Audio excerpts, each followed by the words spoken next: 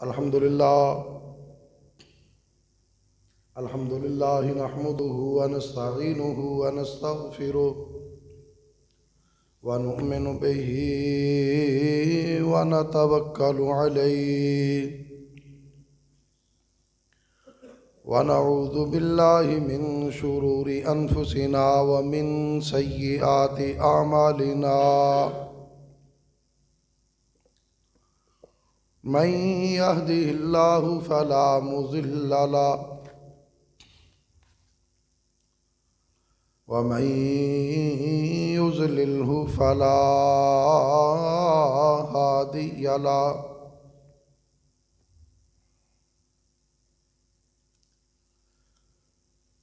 व नशहदु अल्ला इलाहा इल्लल्लाहु वहदहु ला शरीक लहु व नशहदु अन्ना मुहम्मदन अब्दुहु व रसूलुहु।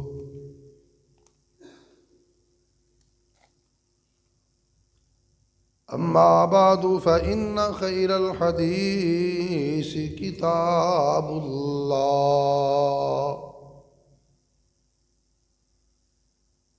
व खैरल हदी हदी मुहम्मदिन सल्लल्लाहु अलैहि वसल्लम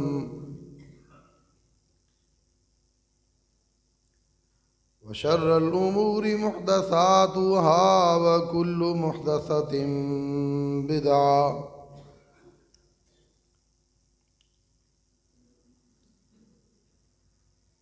व कुल्लु बिदअतिन ज़लाला व कुल्लु ज़लालतिन फिन्नार।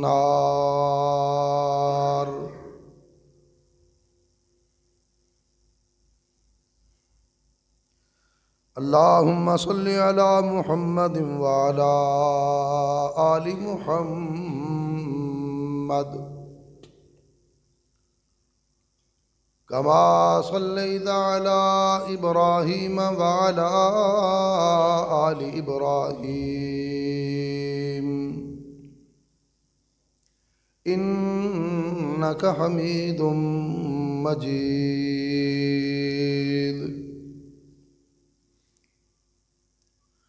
अल्लाहुम्मा बारिक अला मुहम्मदिन व अला आलि मुहम्मद कमा बारकता अला इब्राहीम व अला आलि इब्राहीम इन्नका हमीदुम मजीद। रब्बि इश्रह ली सदरी व यस्सिर ली अमरी वहलुल उक़दतम मिन लिसानी यफ़क़हू क़ौली।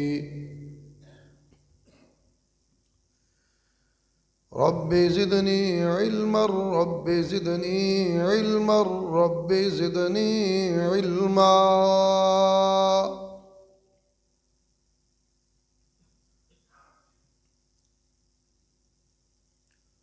क़ाल अल्लाहु तबारक व तआला फ़ी कलामिहिल मजीद वल फ़ुरक़ानिल हमीद। अऊज़ु बिल्लाहि मिनश शैतानिर रजीम। बिस्मिल्लाहिर रहमानिर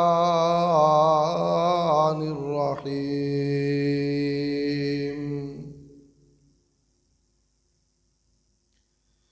लन तनालुल बिर्रा हत्ता तुनफ़िक़ू मिम्मा तुहिब्बून।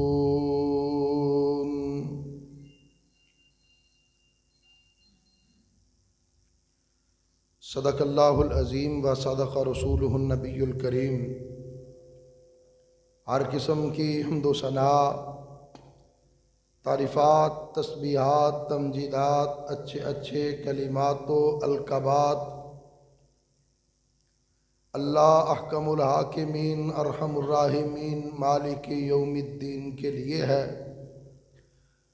जो सारी कायनात का अकेला ही पैदा करने वाला और अकेला ही इसका निज़ाम चलाने वाला है। हर किस्म के नफ़ा और नुकसान का मालिक सिर्फ़ अल्लाह है। औलाद अता करने वाला, सेहत अता करने वाला, रिज़्क़ अता करने वाला सिर्फ़ अल्लाह है। इज़्ज़त व ज़िल्लत का मालिक, इक़्तिदार का मालिक सिर्फ़ अल्लाह है। उसके इख्तियार में, उसके इक़्तिदार में, उसके इंतज़ाम में कोई उसका शरीक नहीं, कोई उसका साझी नहीं, कोई उसका हमसर नहीं। अल्लाह की हम्दो सना के बाद बेशुमार अनगिनत लातादाद लामहदूद दुरूद व सलाम हूँ मेरे और आपके प्यारे आका, मेरे और आपके पीरो मुर्शद, इमामुल अंबिया, ख़ातमुल अंबिया, नबीउल अंबिया, जनाब मुहम्मदुर रसूलुल्लाह सल्लल्लाहु अलैहि व आलिहि व अस्हाबिहि वसल्लम की ज़ात अक़दस व मुक़द्दस पर कि जिन्हें कायनात के रब ने सारी कायनात से आला, औला, बाला, कामिल, मुकम्मल, अकमल, हसीन और अहसन बना कर मबूस फरमाया। इसके बाद करोड़ों रहमतें हूँ हज़रात साहबा इकराम, अज़वाज मुतहरात, आइम्मा अहले बैत, सल्फ़ सालिहीन और हमारे वालिदैन पर।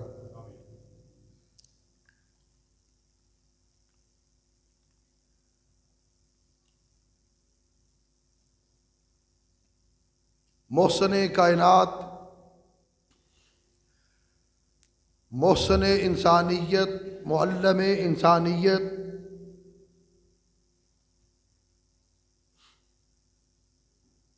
जनाब मुहम्मद रसूलुल्लाह सल्लल्लाहु अलैहि वसल्लम ने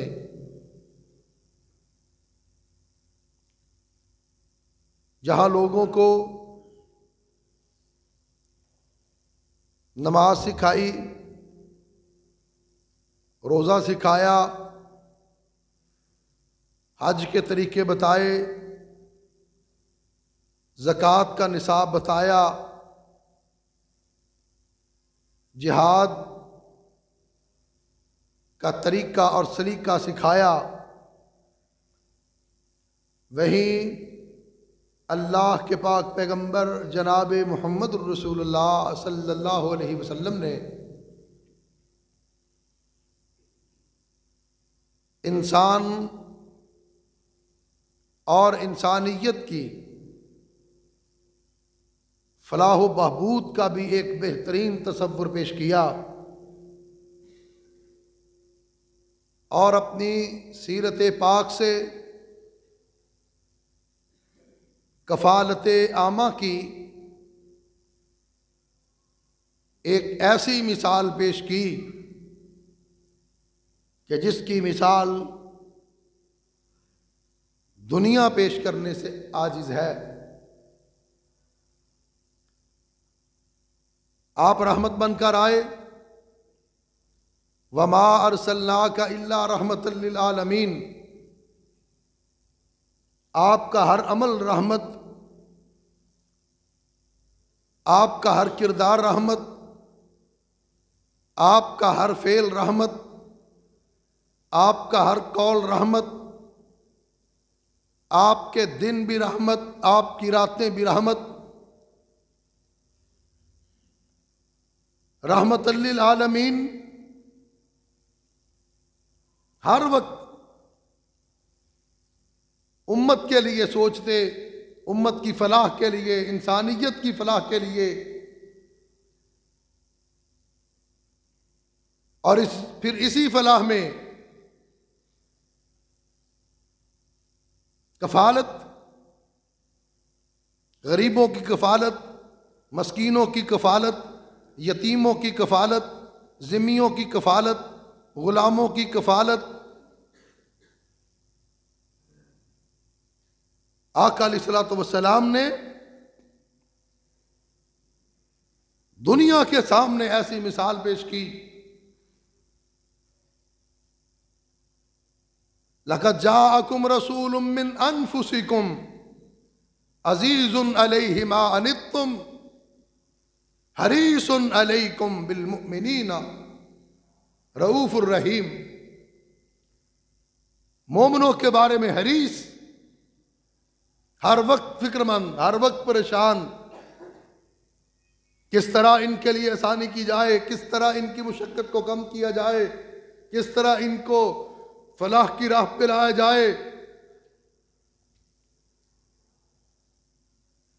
या अय्युहन्नास क़ूलू ला इलाहा इल्लल्लाह तुफ़्लिहू,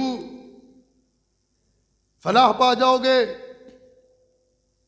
क़द अफ़लह मन ज़क्काहा क़द अफ़लह मन तज़क्का।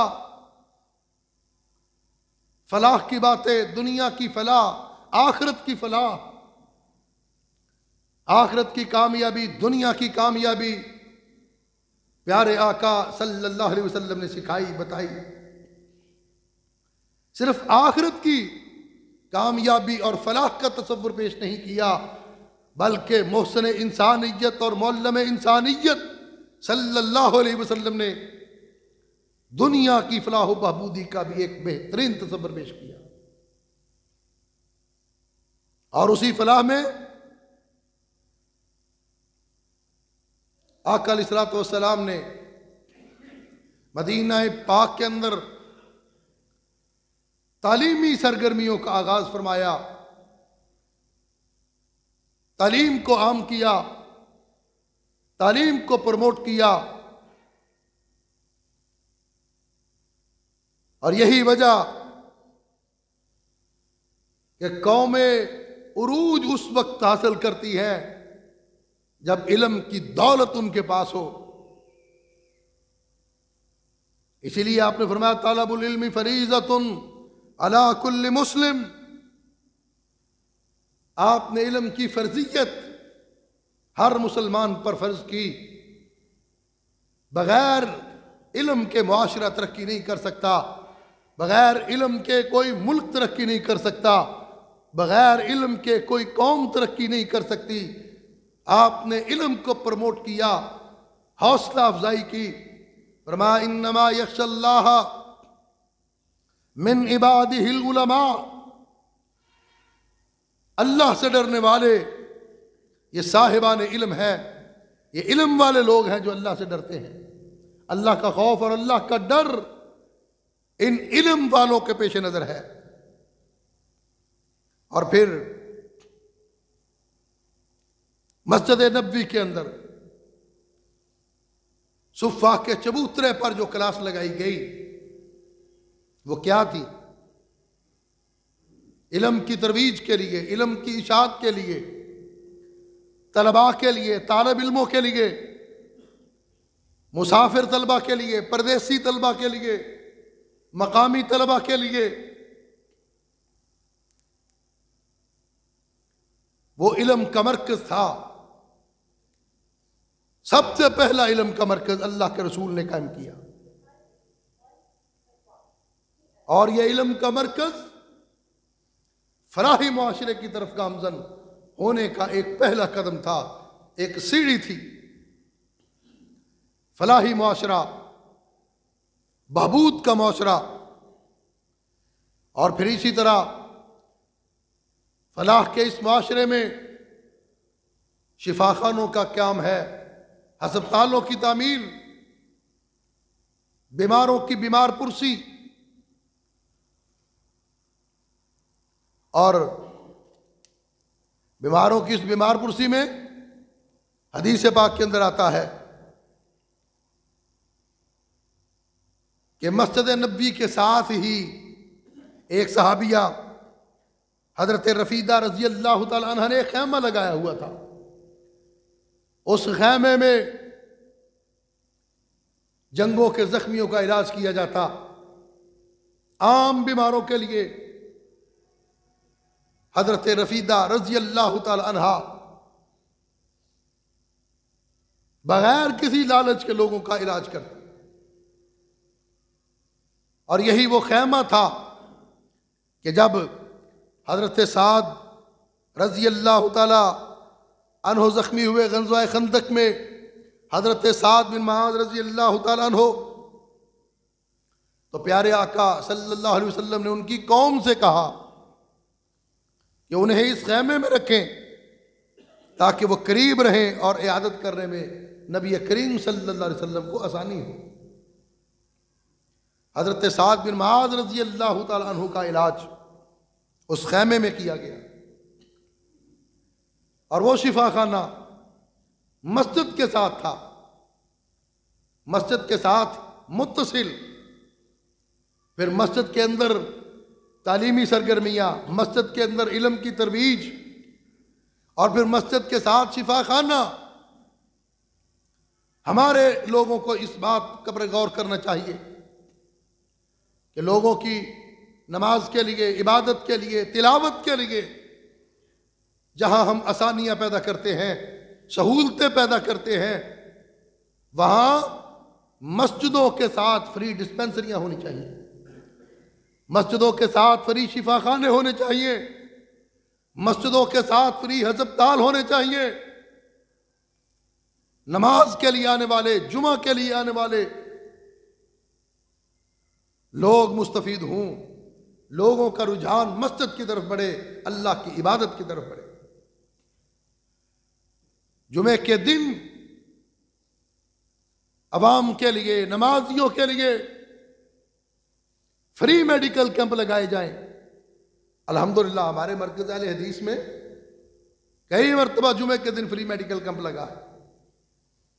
तो ये फलाही मुआशरे की ज़रूरत है। फलाही मुआशरे के लिए नबी रहमत सल्लल्लाहु अलैहि वसल्लम के दौर से ये बात चलती आ रही है। और फिर आका अलैहिस्सलातु वस्सलाम ने इसीलिए मसाजिद की तामीर का हुक्म दिया, मसाजिद की तामीर की हौसला अफजाई फरमाई। मस्जिद तामीर करने वालों के लिए बशारतें, इनामात।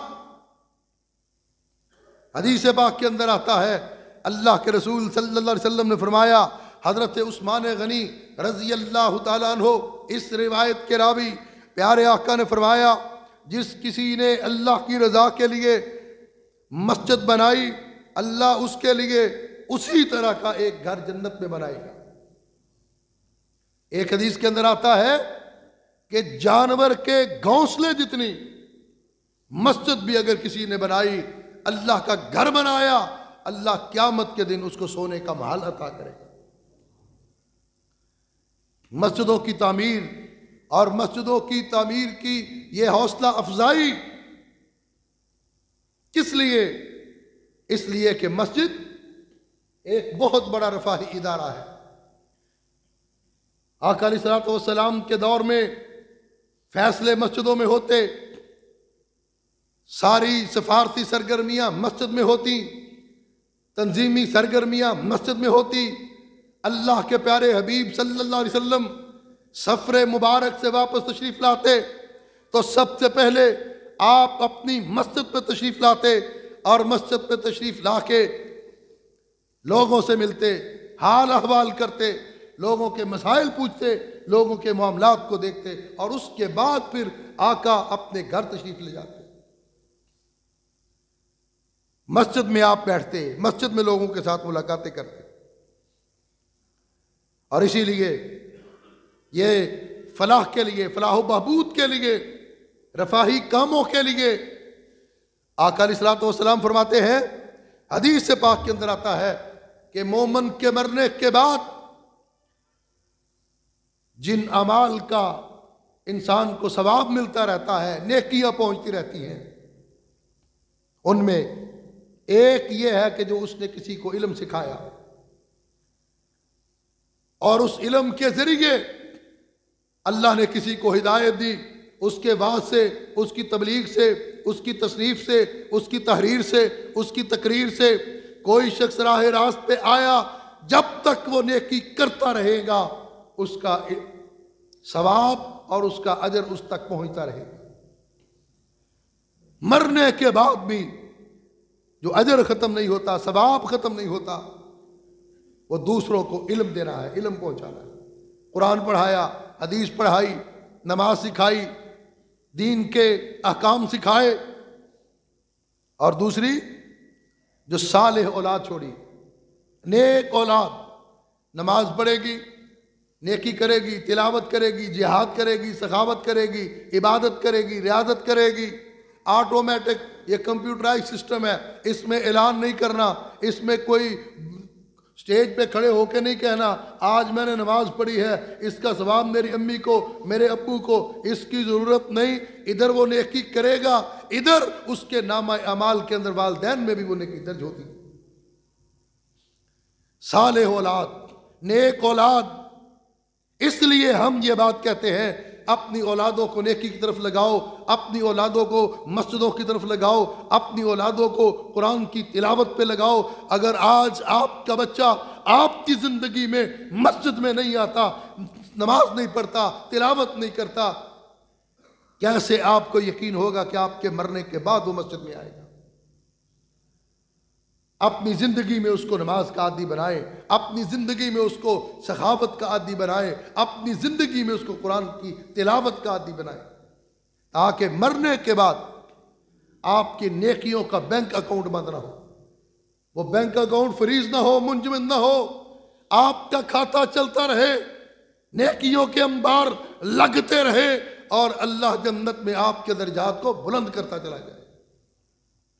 और फिर प्यारे आका सल्लल्लाहु अलैहि वसल्लम ने फरमाया कि तीसरी चीज कुरान है, जो उसने पढ़ाया, जो कुरान उसने तकसीम कर दिया, कुरान छपवा के लोगों तक पहुंचा दिया, तर्जमे वाला कुरान, तफसीर वाला कुरान, नाजरा पढ़ाया, हिफ्ज करवाया, तजवीद करवाई, जिस किस्म का भी हिस्सा डाला उसके लिए वो सदका जारिया है। और फिर उसके बाद जो मिरास में छोड़ा, को मस्जिद बना दी, वो उसके लिए सदका जारिया है। मुसाफिर खाना बनाया, वो उसके लिए सदका जारिया है।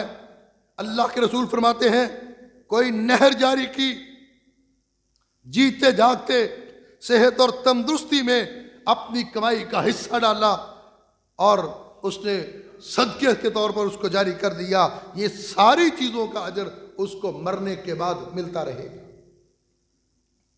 ये कौन कौन सी चीजें हैं? मकसद क्या है? फलाह बहबूद। मकसद क्या है? कफालत आमा। मकसद क्या है?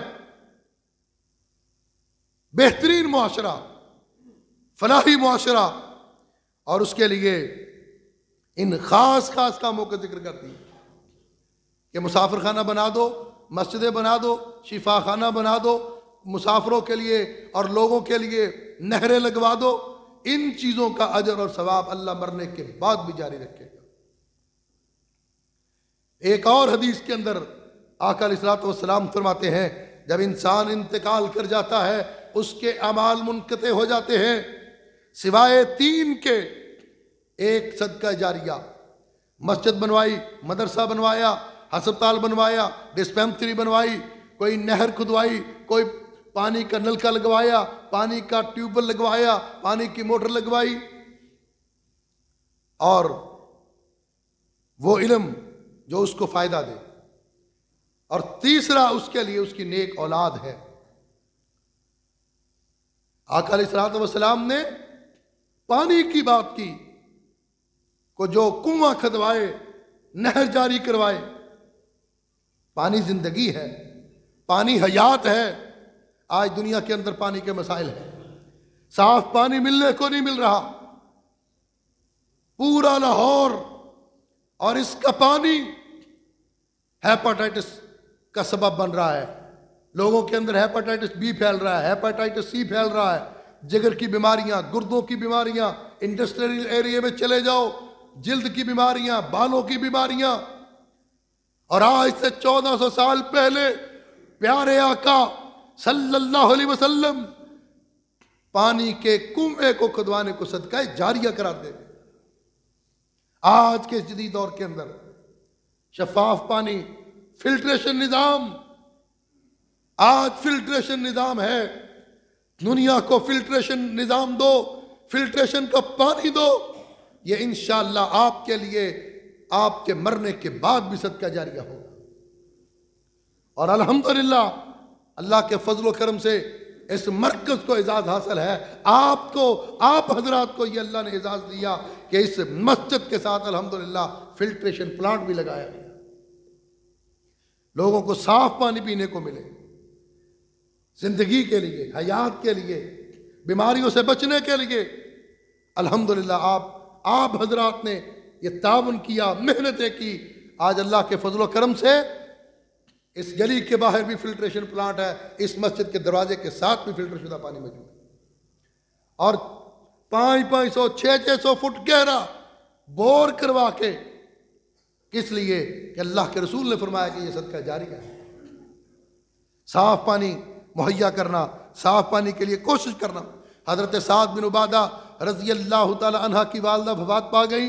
अर्ज करते हैं प्यारे आका सल्लल्लाहु अलैहि वसल्लम से कि मेरे आका बताइए, मैं अपनी वालदा के लिए कोई नेक काम करना चाहता हूँ, सदका करना चाहता हूँ, क्या करूँ? रहमत कायनात सल्लल्लाहु अलैहि वसल्लम ने इरशाद फरमाया, साद अपनी वालदा की तरफ से कुआं खदवा दो। और फिर हजरत साद रजी अल्लाह तआला अन्हा ने अपनी माँ की तरफ से अल्लाह के रसूल के कहने पर एक कुआं खदवाया, जहाँ से लोग पानी पीते, साफ पानी उनको मीठा पानी मिलने के लिए, पीने के लिए मिलता और नसीब होता। इसी तरह फिर फलाह इंसानियत के रफाही कामों में ये सड़कें हैं, ये आमदोरफ्त के ज़राए हैं, ये आमदोरफ्त के ज़राए, लोगों के जाने की सहूलियत पैदा करना, रास्ते की मुश्किलात को ख़त्म करना, यह भी फलाह इंसानियत है। किस तरह कि आज अगर ट्रैफिक बंद है, ट्रैफिक जाम है, तो उस ट्रैफिक को खुलवाने के लिए जो लोग कोशिश कर रहे हैं, जो ड्यूटी कर रहे हैं, वो फलाह इंसानियत पे ड्यूटी कर रहे हैं। उनकी ये कारकर्दगी फलाह इंसानियत के लिए है, हुकूमत के महकमे फलाह इंसानियत के लिए है। अगर कोई हुक्मरान, कोई NGO, कोई मोहल्ले के लोग मिल के गली बनवाते हैं, सड़क बनवाते हैं, रोड साफ करते हैं, रास्ता आसान करते हैं, यह भी उनके लिए एक सदका जारिया। और जब तक लोग उस सड़क पे चल के, रास्ते पे चल के मस्जिदों में आएंगे, सवाब उनको मिलता रहेगा। साफ रास्तों पे चल के शिफा खानों में जाएंगे, सवाब उनको मिलता रहेगा। इन साफ शफाफ रास्तों पे चल के नेकी और खैर के कामों के लिए जाएंगे, अल्लाह रास्ते आसान करने वालों को भी उसका अजर अदा करे। हदीस से पाक के अंदर है, अल्लाह के रसूल सल्लल्लाहु अलैहि वसल्लम ने फरमाया, ईमान की कुछ 70 या 60 शाखें हैं, जिनमें सबसे बढ़कर ला इलाहा इल्लल्लाह, ये सबसे बड़ी और सबसे मजबूत शाख है ईमान की। और फिर फरमाया, सबसे अदना ईमान की शाख क्या है? तकलीफ दे चीज को रास्ते से हटा देना, रास्ते से रोक देना। जिस चीज से रास्ता बंद होता हो, जिस चीज से गुजरने वालों को तंगी आती हो, तकलीफ आती हो, परेशानी आती हो, आका फरमाते हैं यह भी ईमान की शाखों में से एक शाख है। और फिर इस हदीस के आखिर में फरमाया, हया भी ईमान की एक शाख है। सहाबा इकराम रिज़वानुल्लाह अलैहिम अजमाइन को अल्लाह के रसूल सल्लल्लाहु अलैहि वसल्लम ने रास्ते का हक देने की तलकीन की। रास्ते का हक दो। सहाबा अर्ज़ करते, अल्लाह के रसूल रास्ते का हक क्या है? फरमाया, अगर रास्ते में बैठना नागुज़ीर हो, किसी चौक में, किसी गली में, किसी बाजार में नागुज़ीर हो, बहुत ज़रूरी हो, तो रास्ते का हक यह है कि अपनी आंखों को नीचा करके बैठो, अपनी आंखों को नीचे रखो, रास्ते से तकलीफ दे चीज को हटाओ, और गज़्ज़ुल बसरी व कफ़्फ़ुल अज़ा, तकलीफ दे चीज को हटाओ, वरद्दुस सलाम, जो सलाम कहे उसका जवाब दो, वल अम्रु बिल मारूफ वन नह्यु अनिल मुनकर, लोगों को नेकी का हुक्म दो और बुराई से मना करो। ये रास्ते का हक है। गुजरने वालों के लिए आसानी पैदा करो, अल्लाह के रसूल सल्लल्लाहु अलैहि वसल्लम ने फरमाया। और फिर हज़रत अबू हुरैरा रज़ी अल्लाह तआला अन्हु रावी हैं कहते हैं मैंने अपने प्यारे आका सल्लल्लाहु अलैहि वसल्लम की ज़ुबान अक़दस से ये अल्फाज सुने। रहमत कौनैन ने फरमाया, मैंने ख्वाब देखा, मैंने ख्वाब के अंदर एक शख्स को देखा जो जन्नत में जा रहा है, जन्नत में फिर रहा है। मैंने वजह पूछी कि ये शख्स जन्नत में कैसे आ गया। मुझे जवाब दिया गया, अल्लाह के रसूल फरमाते हैं कि इसने रास्ते में मौजूद एक दरख्त को काटा था जो लोगों के लिए तकलीफ का बायस बनता था। वो लोगों के रास्ते की रुकावट बनता था, लोगों की परेशानी का सबब था। लोगों की परेशानी को दूर करने के लिए उसने रास्ता क्लियर किया, उसने रास्ता साफ किया। आका फरमाते हैं मैंने जन्नत में उस शख्स को जन्नत के अंदर चलते हुए देखा। आमद और रफ्त के जराए पैदा करना, लोगों के गुजरने की सहूलतें पैदा करना, यह भी फलाह इंसानियत है, यह भी इंसान की खैर खाही के काम है। दरख्त लगाना भी सवाब है, दरख्त लगाना भी सदका जारिया है, यह भी रफाह आमा के कामों में है दरख्तों का लगाना। आका अलैहिस्सलातु वस्सलाम ने फरमाया, मुसलमान जो भी मेवादार दरख्त लगाता है या खेती करता है, उससे परिंदे, आदमी, चौपाए जो भी खाते हैं, अल्लाह उसको उसका पूरा सवाब अता करता है। दरख्तों से खाएं तब भी सवाब, दरख्त के साए में बैठे तब भी सवाब। दरख्त अल्लाह की तस्बीह करते हैं, तस्बीह दरख्त करेंगे, हम्दो सना दरख्त करेंगे, सवाब लगाने वाले को अल्लाह मुफ्त में अता कर देगा। कितनी बड़ी फलाह है इंसानियत। और यह सदका जारिया है, इंसान के मरने के बाद भी जिन चीज का सवाब इंसान को पहुंचता है उसके अंदर दरख्तों का लगाना भी है। और आज तो हमारे माशरे के अंदर दरख्तों की अशद जरूरत है। इस स्मोक के माहौल में, इस पोल्यूशन के माहौल में, इस धुआं, ट्रैफिक जाम, आबादी, ये कारखानों का धुआं, ये गाड़ियों का धुआं, धुआं रोकने वाले इदारे तो अपने जेबें गर्म करते हैं, जिनकी ड्यूटी है कि धुआंधार गाड़ियां सड़क पर ना आए। और ये इंसानी सेहत के लिए जो मुज़र धुआं है ये फैक्ट्रियों से ना निकले। आज मोहल्लों के अंदर फैक्ट्रियां हैं, गलियों के अंदर फैक्ट्रियां हैं, आबादियों के अंदर कारखाने लगे हुए हैं, सारे का सारा माहौल परागंदा हो चुका है। इस माहौल के अंदर, इस परागंदा माहौल के अंदर दरख्तों का लगाना सबसे बड़ा सदका जारिया है। इंसानियत के लिए, ऑक्सीजन के लिए, बच्चों के लिए। कितनी बीमारियां आज सिर्फ इस वजह से हमारे माशरे में फैल रही हैं कि हमारे माशरे में, हमारे शहरों में, हमारे इन इलाकों में दरख्तों की कमी है, ग्रीनरी की कमी है, सब्जे की कमी है। हजरत सईद रजी अल्लाह तआला अन्हु रिवायत करते हैं, नबी रहमत सल्लल्लाहु अलैहि वसल्लम ने फरमाया, हर मुसलमान पर सदका लाजिम है। अर्ज किया गया, आका अगर ये ना हो सके तो क्या करें? फरमाया, अपने हाथों से कमाए और अपने आप को नफा पहुंचाए। रफाह आमा, फलाह इंसानियत के सबसे बड़े अलंबरदार, मोहसिन इंसानियत, मुअल्लिम कायनात सल्लल्लाहु अलैहि वसल्लम फरमाते हैं, अपने आप को। अर्ज किया गया कि अगर इसकी भी ताकत ना हो तो क्या करे? फरमाया, जरूरतमंद, मुसीबत ज़दा की मदद करे। अर्ज करते हैं सहाबा, अल्लाह के रसूल अगर ये भी ना हो सके? फरमाया, नेकी का हुक्म करे। सवाल करने वाले ने कहा, यह भी ना हो सके? आपने फरमाया, फिर वो खुद बुराई से रुक जाए। उसका बुराई से रुक जाना भी सदका जारिया है, यह भी सदका है। अपने आप को बुराई से रोक ले। अगर आप किसी को बुराई से नहीं रोक सकते, अगर आप किसी की मदद नहीं कर सकते, किसी मजलूम की मदद नहीं कर सकते, किसी मुसीबत ज़दा की मदद नहीं कर सकते, अस्पताल के अंदर, ब्लड बैंक के अंदर किसी को आप खून का अतिया नहीं दे सकते, किसी के लिए आप सिफारिश नहीं कर सकते, किसी मजलूम के लिए आप नहीं निकल सकते, तो कम अज कम अपने आप को बुराई से रोक लो। अल्लाह के रसूल फरमाते हैं, यह भी सदका है, अपने आप को बुराई से रोकना। और हजरत इब्ने उमर रज़ी अल्लाह तआला अन्हु रावी है कि रसूल रहमत सल्लल्लाहु अलैहि वसल्लम ने फरमाया, मुसलमान मुसलमान का भाई है। फलाही मुआशरा कैसे बनता है, कैसे बहबूद और बहबूद के काम। फरमाया मुसलमान मुसलमान का भाई है, ना उस पर वो जुल्म करे, ना उसको जालिम के हवाले करे। जो शख्स अपने भाई की हाजत की फिक्र करता है, उसकी ज़रूरत की फिक्र करता है, अल्लाह उसकी हाजत रवाई करता है। जो शख्स ये चाहता है मेरे रुके हुए काम मुकम्मल हूं, वो अपने खानदान में देखे, अपने रिश्तेदारों में देखे, अपने भाइयों में देखे, अपनी बहनों में देखे, उनके रुके हुए कामों की कोशिश में लग जाए, अल्लाह इसके कामों को मुकम्मल कर देगा।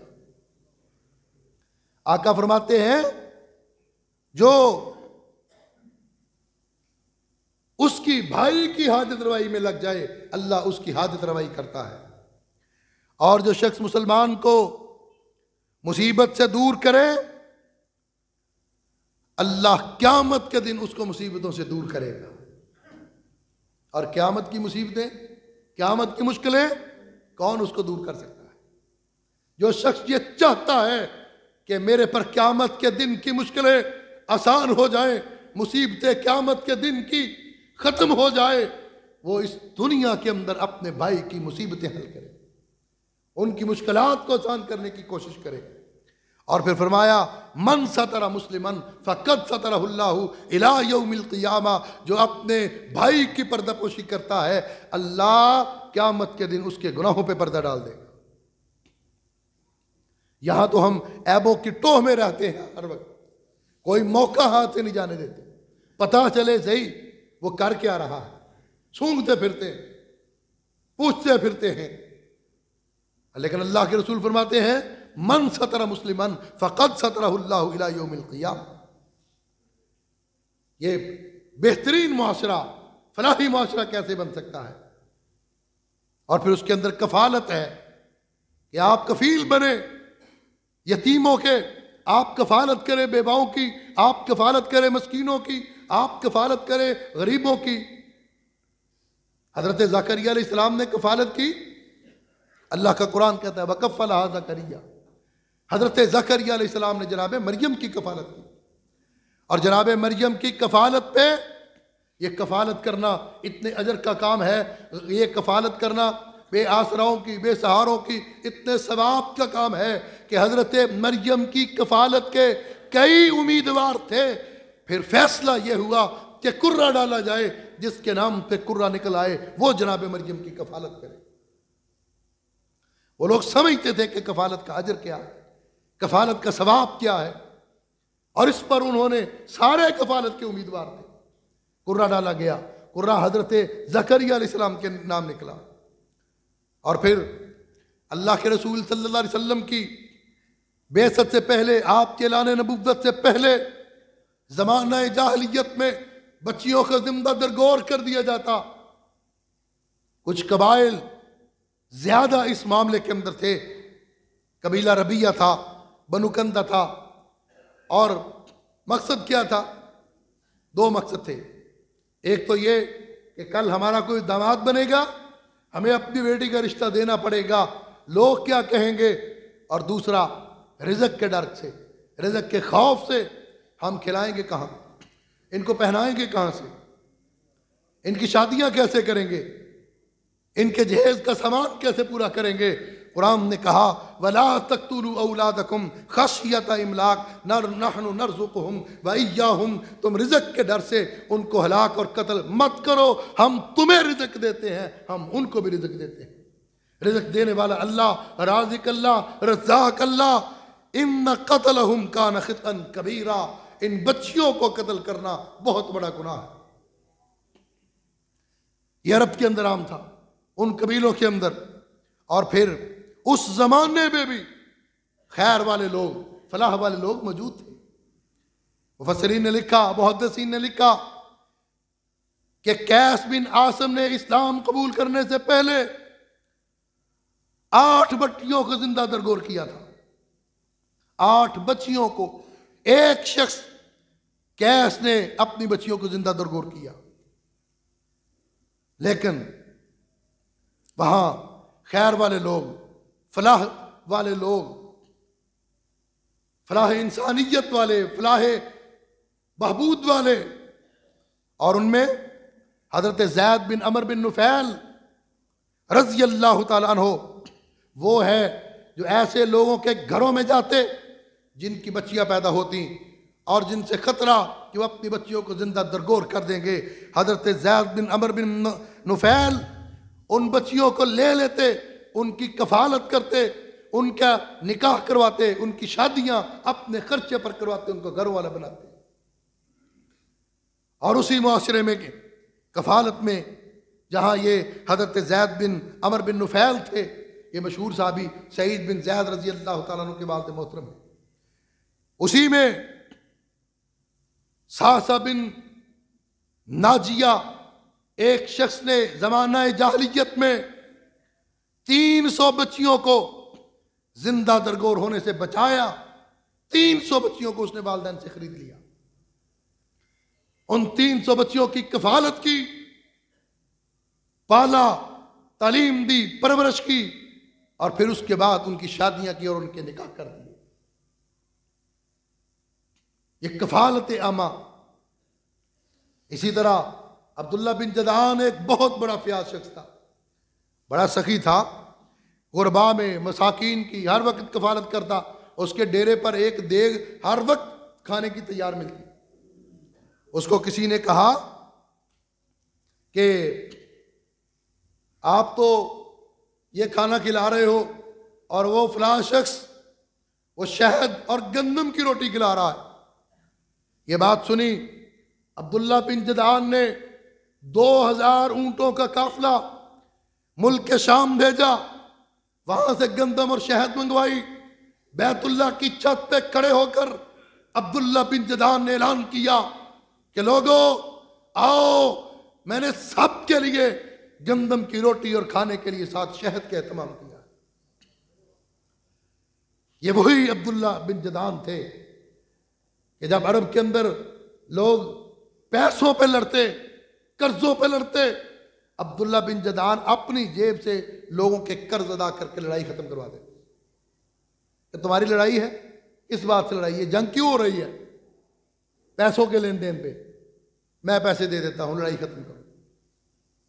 ये फयाजी, ये सखावत। और फिर अल्लाह के रसूल सल्लल्लाहु अलैहि वसल्लम की जो सखावत और फयाजी, एक तो आपको अल्लाह की तरफ से मिली, दूसरी ये आपके खानदान का वतीरा भी था। आका अलैहिस्सलातु वस्सलाम का खानदान मेहमान नवाज था। प्यारे आका का खानदान लोगों की कफालत करने वाला था, यतीमों की, मस्कीनों की, मुसाफिरों की कफालत करने वाला। इंसान अपने आबाओ अजदाद से बहुत कुछ सीखता है। आप खर्च किया करें औलाद के सामने, औलाद को पता चले हमारे अब्बा किस किस को दे रहे हैं। आपके जाने के बाद या आपकी सखावत का, आपके सदके का सिलसिला जारी रहे, रुके ना। अल्लाह के रसूल सल्लल्लाहु अलैहि वसल्लम के, आपके जद्दे अमजद जनाब हाशिम, उनका नाम तो हाशिम नहीं था, आपके जद्दे अमजद का नाम था अमर, मगर उनकी सखावत की वजह से, उनकी फयाजी की वजह से हाशिम के नाम से मशहूर हुए। हाशिम कहते हैं बहुत सारे लोगों को इकट्ठा करके सुरीद बना के खिलाने वाला, शोरबे के अंदर रोटियां भिगो के खाने वाला, उस शख्स को हाशिम कहा जाता है। जब मक्के के अंदर कहत पड़ा तो यही हाशिम थे जिन्होंने ऊंटों के ऊंट ज़बह करवाए और उस शोरबे में रोटियां भिगो के सारे मक्का की दावत करते कि कोई शख्स भूखा न सोए, कोई शख्स बगैर खाए न सोए। और उनकी सखावत और फयाजी की वजह से उनका नाम हाशिम पड़ गया और वो हाशिम के नाम से मशहूर। आज लोग अपने आप को हाशमी कहलवाते हैं, ये हाशमी है, उसको ये नहीं पता कि हाशमी का किरदार क्या था, हाशिम का, उनकी सखावत, उनकी फयाजी क्या थी। और आपके जद्दे अमजद हाशिम 25 साल की उम्र में उनका इंतकाल हुआ। जवानी की उम्र थी, 25 साल।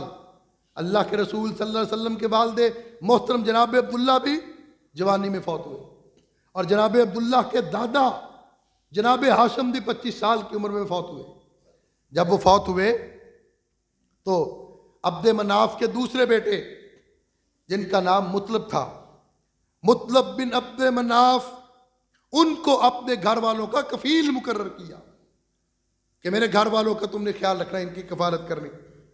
और फिर मुतलब बिन अब्द मनाफ ने कफालत की। सबसे पहले उन्होंने बेवा भाभी को संभाला, उसके साथ निकाह किया। बेवा भाभी, उसका नाम था हिंद बिनते अमर खजरजी, उसके साथ निकाह किया और उसका सहारा बने। फिर दूसरी बीवी जनाब हाशिम की, जिसका नाम था सलमा बिनते अमर खजरजी, जो मदीना मुनव्वरा से आई थी। उनके बतन से एक बेटा पैदा हुआ, उसका नाम था आमिर। हाशिम की दूसरी बीवी से बेटा पैदा हुआ जो जनाब हाशिम ने मदीना मुनव्वरा में शादी की, उसका नाम था आमिर और लकब था शैबतुल हम्द। ये शैबतुल हम्द लकब वाला आमिर वो है जिसको दुनिया सरदार अब्दुल मुत्तलिब के नाम से जानती है। सरदार अब्दुल मुत्तलिब, इनका असल नाम आमिर था, और अब्दुल मुत्तलिब इसलिए कि जनाब मुत्तलिब इनकी कफालत कर रहे थे। इनकी कफालत जनाब मुत्तलिब ने की, और फिर इनको जब ये भी मदीना में पैदा हुए और दादा वहां से ले आए। सरदार अब्दुल मुत्तलिब का लकब मुतमतइरुस्समा था। इंसान तो इंसान, अल्लाह के प्यारे रसूल सल्लल्लाहु अलैहि वसल्लम के दादा मोहतरम परिंदों की भी कफालत किया करते थे, जानवरों की कफालत किया करते थे, जानवरों के खाने का इंतजाम, परिंदों के खाने का इंतजाम करते। और फिर आका अलैहिस्सलातु वस्सलाम ने अपने आबाओ अजदाद की इन सिफात को जारी रखा, बल्कि पहले से बढ़कर किया। और इसीलिए जब पहली वही आई, आप पे कब की बितारी हुई, हजरत खदीजतुल कुबरा रज़ी अल्लाह तआला अन्हा ने तसल्ली दी, तो उसके अंदर ये अल्फाज भी शामिल थे कि मेरे आका गम ना कीजिए, आप तो लोगों की कफालत करते हैं, यतीमों की कफालत करते हैं, आप बेवाओं की कफालत करते हैं, मस्कीनों की कफालत करते हैं, बेसहारों बेआसराओं की कफालत करते हैं, आपको कुछ नहीं हो सकता। इस्लाम के निज़ाम कफालत का मकसद क्या है? अल्लाह के रसूल की ये सीरत ये क्या सबक देती है? हमदर्दी का, गमगुसारी का, लोगों के साथ ताउन का। वमा अरसलनाका इल्ला रहमतल लिल आलमीन। और ये आपकी रहमत, आप इरशाद फरमा रहे हैं, फरमाया किसी बस्ती में कोई शख्स इस हाल में उठे कि रात भर भूखा रहा, उसको किसी ने खाना नहीं पूछा, उसको किसी ने खाना नहीं खिलाया, फिर अल्लाह पर उस बस्ती की बका और तहफ़्फ़ुज़ की कोई जिम्मेदारी नहीं रहती। हमने कभी गौर किया हमारे मोहल्ले में, हमारी बरादरी रिश्तेदार में, हमारे शहर के अंदर कितने लोग हैं जो भूखे सोते हैं?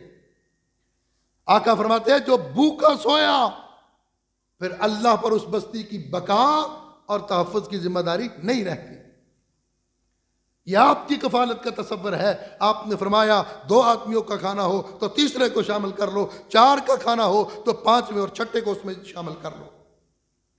हज़रत अबू हुरैरा रज़ी अल्लाह तआला अन्हु रावी हैं, प्यारे नबी सल्लल्लाहु अलैहि वसल्लम ने इरशाद फरमाया कि बेवा और मस्कीन की कफालत के लिए कोशिश करने वाला अल्लाह की राह में जिहाद करने वाले की तरह है। और फिर रावी कहते हैं कि आका ने इससे बढ़कर फरमाया कि ऐसा करने वाला उस गाजी की तरह है जो सारी रात पहरा देता रहा, और ऐसा करने वाला उस रोजादार की तरह है जो मुसलसल रोजे रखता है और उसके अंदर नागा नहीं डालता। बेवा की कफालत करने वाला, मस्कीन की कफालत करने वाला। आपकी नबूवत, आपकी रिसालत आपका पैगाम, आपकी दावत आलमगीर है, महदूद एक काम के लिए नहीं, एक मिशन के लिए नहीं, एक फैकल्टी, एक शोबे के लिए नहीं। अल्लाह के रसूल सल्लल्लाहु अलैहि वसल्लम ने कफालत अमा, वास्ता बिल वास्ता तौर पर, और बिल वास्ता तौर पर सबसे पहले अबू लहब की लोंडी जो सोबिया थी वो आज़ाद हुई। और फिर आपकी दाया हलीमा सादिया रज़ी अल्लाह तआला अन्हा ने आपकी कफालत आमा से फैज़ पाया। वो फैज़ याब हुई जब जनाब हलीमा सादिया के घर में अल्लाह की रहमतों और बरकतों का रसूल हुआ। इस नबवी कफालतों के चश्मा फैजान से दादा अब्दुल मुत्तलिब और चचा अबू तालिब भी शराब हुए। अब्दुल मुत्तलिब का आपसे वालिहाना लगाव था, पोते के तौर पर भी इसमें कोई शक नहीं, लेकिन सिर्फ पोते की निस्बत काफी नहीं थी। सरदार अब्दुल मुत्तलिब आपकी बरकतें देख चुके थे। और जनाब अबू तालिब आपके चचा, वो क्या कहा करते थे? मुहम्मदुन इन्नका मुबारकुन, मेरे भतीजे मोहम्मद तुम तो बरकतों वाले हो, ये चचा कहा करते। और फिर आपने अबू तालिब की बिल वास्ता बिला वास्ता दोनों तरह कफालत की। आपने इस घर की बकरियां चरा के अपने चचा की और उसके बच्चों की कफालत की। आप तजारत करते, जो पैसा मिलता अपने चचा और उसके खानदान पर खर्च करते। अल्लाह के रसूल ने मक्के के अंदर खुशबू फरोख्त करके अपने चचा अबू तालिब की कफालत की। और फिर हजरत खदीजतुल कुबरा रज़ी अल्लाह तआला अन्हा की तजारत को 4 चांद लगाए अल्लाह के रसूल ने, और आपने हजरत खदीजा की तजारत करके हजरत खदीजा और उसके खानदान की कफालत की। आपकी कफालत इतनी ज्यादा, आका अलैहिस्सलातु वस्सलाम ने कितने गुलाम हैं जिनको आजाद करवाया। आपकी कफालत में हजरत बिलाल रहे, आपकी कफालत में आमर बिन फहेरा रहे, आपकी कफालत में हजरत जुनैरा रही, आपकी कफालत में कई और सहाबा जिनका कोई नहीं था, वो अल्लाह के रसूल सल्लल्लाहु अलैहि वसल्लम की कफालत में रहे। और फिर कितने गुलाम हैं? 39,000 से ज्यादा गुलाम, 39,000 से ज्यादा गुलाम अल्लाह के रसूल के कहने पर लोगों ने खरीदे और उनको खरीद कर आजाद कर दिया। 39,000 से ज्यादा गुलाम आपने आजाद करवाए। कितनी बड़ी कफालत आपने की, कितना बड़ा एहसान किया। और फिर वक्त मुख्तसर है, मैं एक और अहम बात बताऊं कि आज लोग बेवा औरत से शादी नहीं करते, मुतलका से शादी नहीं करते। इसके बच्चे हैं, शादी कर भी ले, बच्चे हमने नहीं रखने जी, बच्चे कहाँ जाए? इसकी नानी संभाले, इसका नाना संभाले, इसके पीछे रहे। और अल्लाह के रसूल सल्लल्लाहु अलैहि वसल्लम ने हजरत आयशा रजी अल्लाह तआला अन्हा कंवारी थी, हजरत जुवैरिया कंवारी थी, इनके सिवा सारी आपकी बीवियां अज़वाज मुत्तहरात, उम्मत की माएं, वो बेवा थी। बेवाओं से शादियां की, और सिर्फ शादियां नहीं की, अल्लाह के रसूल सल्लल्लाहु अलैहि वसल्लम ने अपनी अज़वाज की पहले खामदों से औलाद को कबूल किया, उनकी तालीम की, उनकी तरबियत की, उनको पाला और माशरे का एक बेहतरीन फर्द बनाया। सैयदना हिंद बिन नबाश हजरत खदीजा के बेटे, सैयदना हाला बिन नबाश हजरत खदीजा के बेटे, सैयदना ताहिर बिन नबाश हजरत खदीजा के बेटे, सैयदना हिंद बिन अतीक हजरत खदीजा रज़ी अल्लाह तआला अन्हा के बेटे। ये वो औलाद जो रबाइबुन नबी कहलाई, अल्लाह के रसूल की सौतेली औलाद कहलाई। आका अलैहिस्सलातु वस्सलाम ने उनकी यतीमी को महसूस नहीं होने दिया, यतीमी की महरूमियों को दूर किया। हजरत खदीजा रज़ी अल्लाह तआला अन्हा की औलाद को पाला, उनकी तालीम और तरबियत की जिम्मेदारी, उनके साथ प्यार करते थे।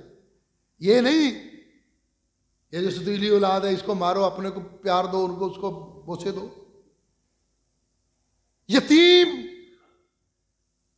और हजरत आयशा फरमाती है, आका अलैहिस्सलातु वस्सलाम गुफ्तगू फरमा रहे थे, हजरत खदीजा के बेटे हाला आए, प्यारे आका ने गुफ्तगू रोक दी। सिर्फ गुफ्तगू नहीं रोकी, 2 मरतबा फरमाया हाला आ गए, हाला आ गए। प्यार के साथ उनको प्यार दिया जो यतीम थे, जो उनके साबिक़ा खामदों की औलाद थे, उनको प्यार दिया। सैयदना सलमा बिन अब्दुल्ला बिन अब्दुल असद, सैयदना उमर बिन अबी सलमा, सैयदना दुर्रा बिनते अबी सलमा, सैयदना ज़ैनब बिनते अबी सलमा, ये हज़रत उम्मे सलमा की औलाद साहब का खामन थे। सैयदना अब्दुर्रहमान बिन सुकरान बिन अमर, ये सैयदा हज़रत सौदा रज़ी अल्लाह तआला अन्हा की पहले खामन से औलाद। और इसी तरह हज़रत अबू सुफियान की बेटी जनाब रमला जिनका नाम उम्मे हबीबा था, इनकी औलाद सैयदना हबीबा बिनते अब्दुल्ला बिन जहश, इनकी कफालत, सब की कफालत अल्लाह के रसूल सल्लल्लाहु अलैहि वसल्लम ने फरमाई। ये उम्मे हबीबा आपकी बेटी थी हबीबा, उस वजह से आपको उम्मे हबीबा कहा जाता है। उम्मुल मोमिनीन हजरत उम्मे हबीबा रजी अल्लाह ताला अन्हा के नाम से मशहूर हुई। और फिर उनकी आपने कफालत की जब आपने यमन की तरफ मुर्तदीन के कला कमा के लिए लश्कर रवाना किया, तो हजरत खदीजतुल कुबरा के बेटे हाला को उसके अंदर शामिल करके हम जिम्मेदारी दी। आपने फरमाया अक्रमु औलादकुम व अहसनु अदबहुम, अपनी औलाद को साथ अच्छा मामला करो, उनको हुस्न अदब से आरास्ता करो।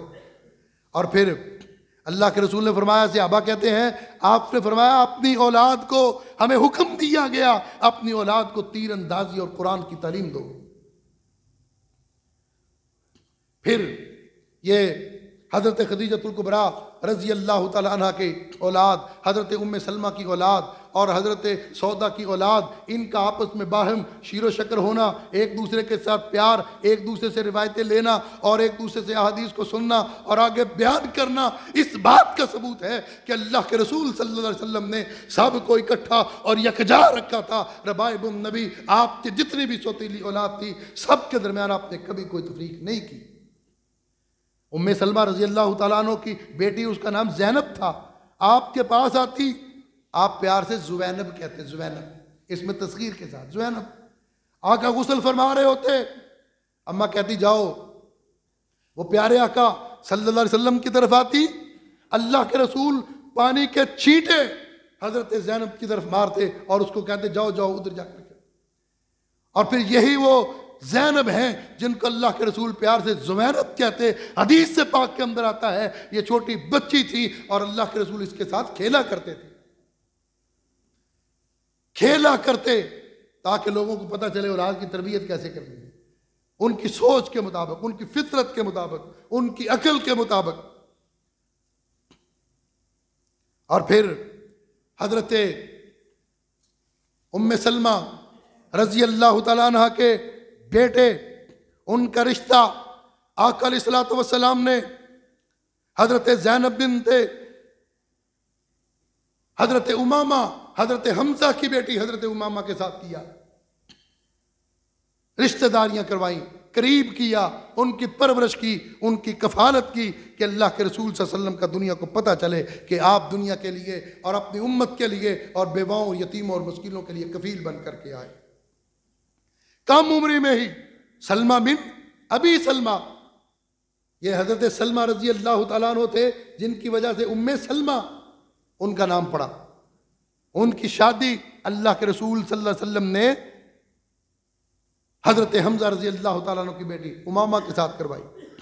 तो ये सारी कफालतें, ये सारी फलाह, ये सारी बहबूद, ये सारी इस बात की बताती हैं कि माशरे के इस्तेहकाम के लिए, माशरे की मजबूती के लिए, कौमों की तरक्की के लिए फलाह बहबूद और कफालत आमा के तसव्वुर को अपनाया जाए तो माशरा पुरअमन हो सकता है, आपस की रंजिशें ख़त्म हो सकती हैं, यतीमों की कफालत, बेवाओं की, मस्कीनों की कफालत है, दुनिया के जो गम हैं, परेशानियां हैं, मुसीबतें हैं, वो दूर हो सकती हैं। अल्लाह के रसूल सल्लल्लाहु अलैहि वसल्लम की कफालत दो चचाओं ने की, एक अबू तालिब ने और एक जनाब ज़ुबैर ने। जनाब ज़ुबैर की वफ़ात के बाद आप अपने चचा ज़ुबैर से इतना प्यार करते, उनके एक बेटा था ताहिर जो फौत हो गया, अल्लाह के रसूल ने अपने चचा के बेटे के नाम की याद में अपने बेटे का नाम ताहिर रखा, अपने बेटे का नाम ताहिर रखा। और अब्दुल्लाह बिन ज़ुबैर रजी अल्लाह तआला अन्हु की हर तरह कफालत करते, देखभाल करते। जुबैर बिन अब्दुल मतलब की 2 बेटियां थीं, एक का नाम सफ़िया था और एक का नाम ज़िया था, उनकी कफालत करते। और अल्लाह के रसूल सल्लल्लाहु अलैहि वसल्लम खैबर की पैदावार से 40 वसक जो है इन दोनों अपनी चचाजाद बहनों को देते। हज़रत साद बिन ज़रारा मस्जिद नबी की तामीर के वक्त वो फौत हो गए, मस्जिद के कामों में लगे हुए, इस हालत में उनको वफ़ात पा गई। अल्लाह के रसूल ने उनके ख़ानदान को तनहा नहीं छोड़ा। उनकी 6 यतीम बच्चियाँ थी, अल्लाह के रसूल ने 6 की 6 यतीम बच्चियों की हज़रत साद बिन ज़रारा की कफ़ालत की। जब भी अल्लाह के रसूल के पास जेवर आता, सबसे पहले साद बिन ज़रारा की 6 बच्चियों में जेवर को तकसीम करते।